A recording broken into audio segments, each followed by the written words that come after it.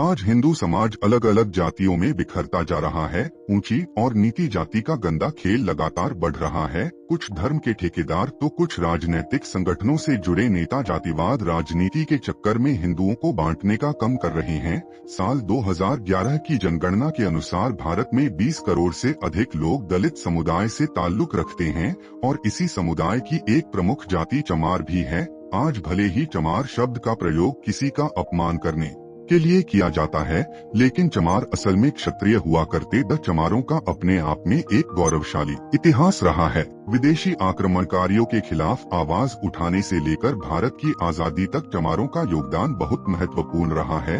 आपको जानकर हैरानी होगी कि प्राचीन काल में चमार जाति का कहीं भी वर्णन नहीं मिलता है। तो फिर चमार जाति कैसे अस्तित्व में आई? क्यों सूर्यवंशी क्षत्रियों से ताल्लुक रखने वाले कुछ लोगों को आज चमार कहा जाता है? तो आज की इस वीडियो में चमार जाति के बारे में विस्तार से आपको बताएंगे और साथ ही हम दावे के साथ कहते हैं कि इस वीडियो को देखने के बाद चमारों के प्रति आपकी सोच में जरूर बदलाव आएगा। हिंदू धर्म के अनुसार इस दुनिया की रचना ब्रह्मा जी ने की है और प्रत्येक जीव ब्रह्मा जी द्वारा ही बनाया गया है। ईश्वर ने धरती के सभी मनुष्य को एक समान बनाया है, लेकिन समय के साथ साथ इंसान पंथवाद और जातिवाद के चक्कर में पड़ता गया और इंसान ही इंसान की मौत को प्यासा हो गया। धर्म और जाति के नाम पर प्राचीन भारत में कभी कोई भेदभाव नहीं होता था। पहले लोगों को किसी जाति के आधार पर नहीं बल्कि वर्ण और उनके कम के आधार पर बनता जाता था। आज के समय में जैसे डॉक्टर्स, इंजीनियर से टीचर्स, वकील जैसे अलग अलग पेशे हैं, ठीक उसी प्रकार पहले लोगों को उनके कर्म के आधार पर ही पहचाना जाता था। ब्राह्मण, क्षत्रिय, वैश्य और शूद्र के बारे में आपने पढ़ा भी होगा। यह सभी नाम लोगों को उनके कार्यों के आधार पर ही दिए गए। वही महाभारत और रामायण काल में भी इंसानों को अलग अलग आधार पर विभाजित किया गया है।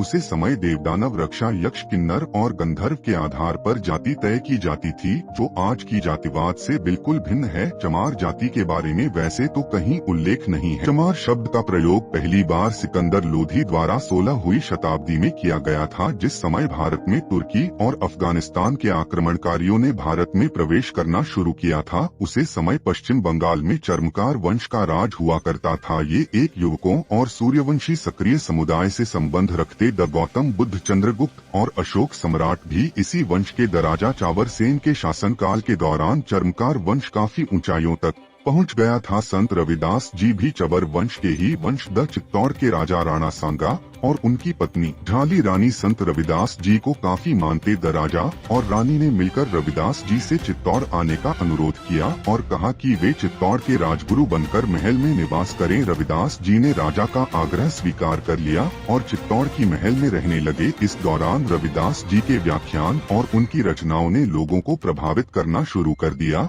और बड़ी संख्या में लोगों ने रविदास जी को अपना गुरु स्वीकार कर लिया। वहीं दूसरी ओर दिल्ली में सिकंदर लोधी का शासन चल रहा होता है। सिकंदर को रविदास जी के बारे में सूचना मिली तो उन्हें डर हुआ कि कहीं लोग इस्लाम धर्म की बजाय रविदास जी से ज्यादा प्रभावित होना शुरू न कर दे। सिकंदर घबरा गया और अपने एक खास व्यक्ति मुल्ला साधना फकीर से कहा कि वे चित्तौड़ जाएं और रविदास जी से इस्लाम धर्म काबूल करने को कहे। रविदास जी को जबरन मुसलमान बनाने के लिए सतना फकीर चल पड़ा। जब उसकी मुलाकात रविदास जी से हुई तो रविदास जी ने कहा कि वह शास्त्रार्थ और तर्क भी तर्क कर ले। अगर साधना फकीर उन्हें पराजित कर देता है तो वह इस्लाम धर्म काबूल कर लेंगे, लेकिन साथ ही उन्होंने शर्त राखी कि अगर साधना फकीर हार जाता है तो उसे हिंदू धर्म काबूल करना होगा। सदन फकीर को अपने आप पर पूरा भरोसा होता है और दोनों के बीच वाद विवाद शुरू हो जाता है। इस शास्त्रार्थ में रविदास जी की जीत होती है और उनके तर्क विदर्भ से सर्व की इतना प्रभावित हो जाता है कि वह अपनी मर्जी से ही हिंदू धर्म अपना लेता है और अपना नाम बदलकर रामदास रख लेता है। रामदास और रविदास जी मिलकर हिंदू धर्म का प्रचार करने में जुट जाते हैं। रविदास जी समाज के सभी लोगों को एक समान नजरों से देखते थे और बराबरी का संदेश दिया करते थे। जब सिकंदर लोधी को पता चला कि साधना फकीर ने हिंदू धर्म अपना लिया है तो वह आग बाबूलाल हो गया और उसने रविदास जी को बंदी बनाने के आदेश दे दिए। रविदास जी को बंदी बनाकर एक करगृह में दल दिया गया जहां उन्हें चमड़े के जूते बनाने का काम सौंप गया। सिकंदर लोधी का हिंदुओं पर अत्याचार बढ़ता जा रहा था। वह लोगों को अधिक से अधिक इस्लाम कबूल करने पर मजबूर कर रहा था। रविदास जी को जब कारागृह में बंद किया गया तो क्षत्रिय राजा और चमत्कार वंश के लोगों का खून खोल उठा। कई राजाओं ने मिलकर दिल्ली को चारों तरफ से घी लिया। सिकंदर लोधी के खिलाफ आम लोगों ने अपनी आवाज बुलंद कर दी। इस तरह लोगों के विद्रोहों को देखते हुए लोधी ने संत रविदास जी को रहा कर दिया, लेकिन सन 1520 में संत सरदार जी का देहांत हो गया और एक बार फिर सिकंदर लोधी का अत्याचार बढ़ गया। चर्मकार वंश के लोगों ने इस्लाम धर्म कबूल करने से साफ इनकार कर दिया। सिकंदर लोधी ने इस वंश के सैकड़ों हजारों लोगों को बंदी बनाया और उन्हें चमड़े के जूते और अन्य चीज बनाने का काम सौंप दिया गया। विदेशी आक्रमणकारियों से पहले भारत में चमड़े के जूते या अन्य चीजों का प्रयोग नहीं किया जाता था और चमड़े को लोग अशुद्ध माना कर देते थे। इसके बाद सिकंदर लोधी ने चमड़े का काम करने वाले क्षत्रिय लोगों का अपमान करने के लिए उन्हें चमार कहकर संबोधित किया। चर्मकार वंश के लोगों का अपमान करने और इस्लाम कबूल न करने पर सिकंदर ने चमार कहकर इस क्षत्रिय समुदाय का बहुत अपमान किया।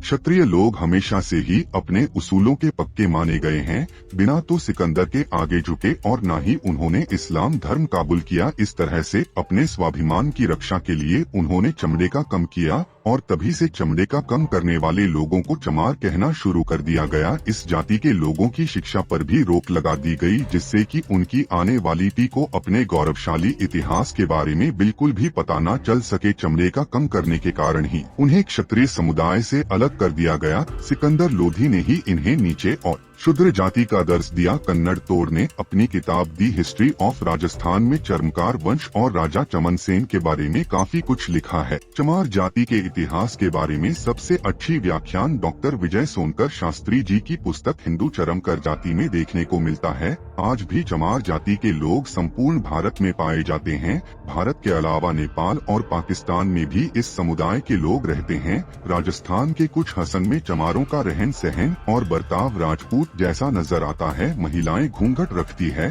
तो वही पुरुष स्वाभिमान के लिए मुछे और पगड़ी रखते हैं। आज किसी दलित को या इस जाति के लोगों को चमार कहा जाए तो वे काफी गुस्सा हो जाते हैं और अपमानजनक महसूस करते हैं और वे अपनी जगह बिल्कुल ठीक भी है, क्योंकि जब वे चमार है ही नहीं तो भला किसी की गलत बातों को क्यों बर्दाश्त करें। दूसरे विश्व युद्ध दौरान अंग्रेजों ने एक चमार रेजिमेंट का भी गठन किया था, जो एक पैदल रेजिमेंट थी। आधिकारिक तौर पर यह 1 मार्च 1943 को बनाई गई चमार रेजिमेंट की सीने कोहिमा की लड़ाई में अपनी महत्वपूर्ण भूमिका निभाई थी और उसके लिए रेजिमेंट को सम्मानित भी किया गया था। 1946 में रेजिमेंट को भांग कर दिया गया था। समय समय पर लोगों द्वारा एक बार फिर से इस रेजिमेंट के गठन की मांग की जाती रही है। बाबा साहेब अम्बेडकर ने अपना पूरा जीवन दलित और पिछड़ी जाति के लोगों को समाज में बराबरी का टपका दिलाने में समर्पित कर दिया। आज भी चमार और अन्य दलित समुदाय के लोग भीमराव अम्बेडकर को अपना आदर्श मानते हैं। जरा सोच कर देखिए कि यदि चर्मकार वंश के इन क्षत्रियों ने इस्लामी आक्रमणकारियों के खिलाफ अपनी आवाज न उठाई होती और इस्लाम धर्म कबूल कर लिया खुदा, तो आज भारत में मुसलमान की संख्या 50 करोड़ से भी अधिक होती। और इस बात को भी नकारा नहीं जा सकता कि शायद हिंदू से भी ज्यादा मुसलमान की आबादी आज देश में होती। हिंदू धर्म और समाज की रक्षा चमार जाति का योगदान कभी भुलाया नहीं जा सकता। तो दोस्तों, उम्मीद करते हैं कि आपको यह वीडियो पसंद आई होगी और चमार जाति के गौरवशाली इतिहास के बारे में भी आप समझ गए होंगे। आज के बाद यकीनन चमारों को देखने का नजरिया भी बदल जाएगा। आज लोग सेकुलर होने के नाम पर ईद पर सेवैयां खा सकते हैं, तो फिर भला एक चमार या दलित के घर का पानी पीने में क्या एतराज है। यीशु ने प्रत्येक मनुष्य को एक समान बनाया है और हमें ईश्वर की रचना में भेदभाव नहीं करना चाहिए। अगर यह वीडियो आपको पसंद आया तो एक लाइक और सब्सक्राइब जरूर कर दे